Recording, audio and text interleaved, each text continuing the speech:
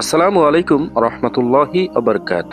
অন্ধকার সরিয়ে জ্ঞানের আলোয় জীবনকে চেনার নামই হলো আলোকিত জিন্দেগি। স্বাগতম আরো একটি নতুন ভিডিওতে। আলহামদুলিল্লাহ রাব্বিল আলামিন। পৃথিবীতে ফিতনা আর সমস্যা ব্যতীত আর কিছুই বাকি নেই। আমাদের চারপাশে তাকালে আজ আমরা কি দেখছি?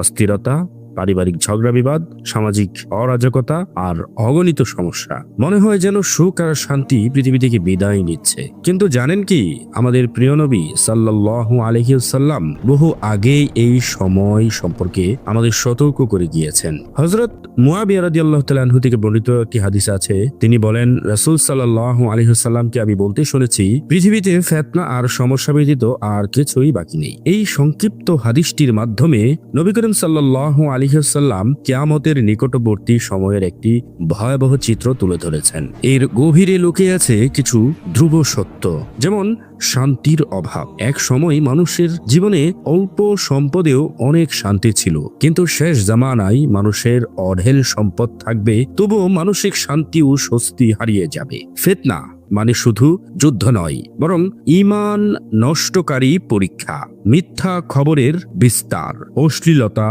এবং হালাল হারামের পার্থক্য ভুলে যাওয়া, এই সবই ফিতনার অন্তর্ভুক্ত। সমস্যার জাল।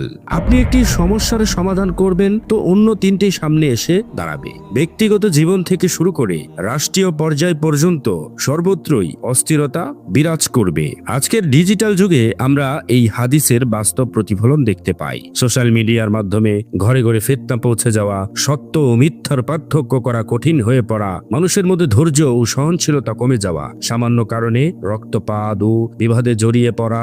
নবীজি সাল্লাল্লাহু আলাইহি ওয়াসাল্লাম যখন সমস্যার কথা বলেছেন, তখন অবশ্যই এটার সমাধানের পথও তিনি দেখিয়ে দিয়েছেন।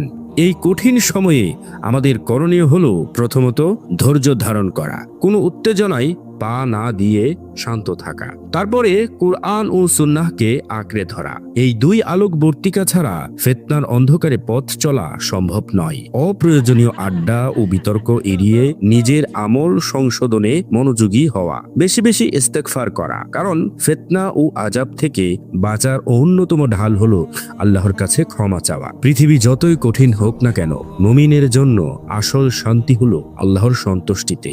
চারপাশের এই সমস্যা দেখে হতাশ না হয়ে আমাদের উচিত আখিরাতের পুঁজি গোছানো। আল্লাহ আমাদের সকলকে ফিতনা মুক্ত জীবন দান করুন, আমিন।